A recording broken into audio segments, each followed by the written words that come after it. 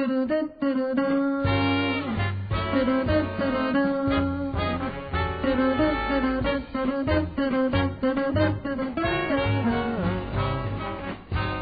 a song in my heart, I behold your adorable face, just a song at the start.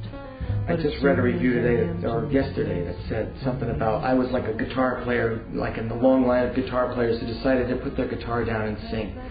And I never put the guitar down and sang. And I think this, there's the same reason why I'm holding this guitar now, because I always hold the guitar. I always have the guitar, and I always play the guitar and sing at the same time. So I don't think I'm any... It's like an extension. Yeah, they're both the same thing. You know, I find them to complement each other, hopefully. What was it like growing up in your household?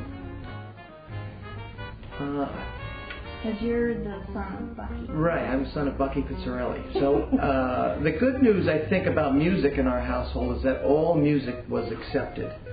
So while my sisters, I grew up in the 60s and 70s, and they were listening to the Beatles and all the Allman Brothers and Jackson Browne and James Taylor and Traffic and Little Feat, and all that music was coming in through their records. Mm-hmm. And then the rest of the collection that was actually in the hi-fi was Dick Haymes and Frank Sinatra and all these records that my dad was on or enjoyed.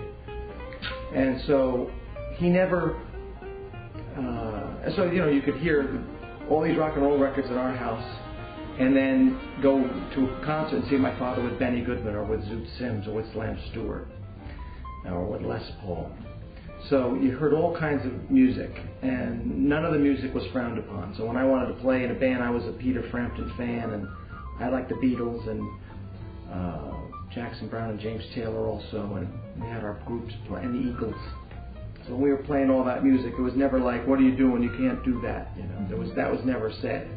He was very excited that we wanted to, you know, play music, be involved in music anyhow, and all that. Loved driving us to places. I remember, you know, he found it important when I was first interested in it to drive me to gigs and things like that.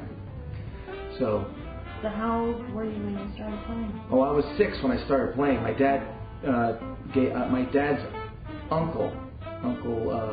There was Bobby and Peter Dominic, my father's mother's brothers, and they both played instruments. So at like 6 years old, they taught me how to play tenor banjo. And then when I was about 10 years old, 11, 12, no, about 10, there was guitars always sitting around. You know, there was always a guitar leaning against something, you know, banging against something.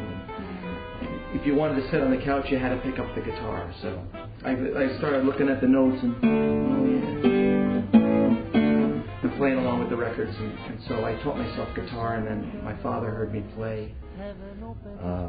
He spoke once in an interview. He said, I heard him learn Chick Corea Spain off the record. I said, well, maybe he could learn other guitar solos. So he steered me in the direction of Django Reinhardt, and there's another guitar player named George Barnes that my dad worked with. And he said, try to learn his parts on these duets that we do, and we can play together. So that's where it was started.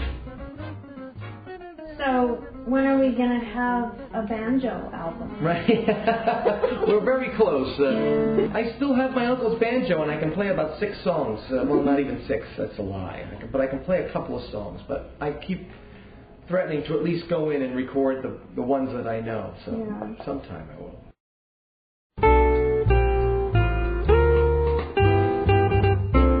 I like to recognize the tune.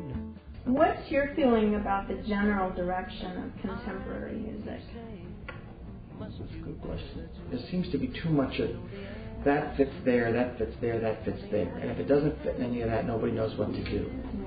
So I think that... What do you think that is? I think it's just, that's what people want, and that's how they... Not every, you know, I don't think it's everybody, but that seems to be what everybody wants to say. Well, you're this and you're that.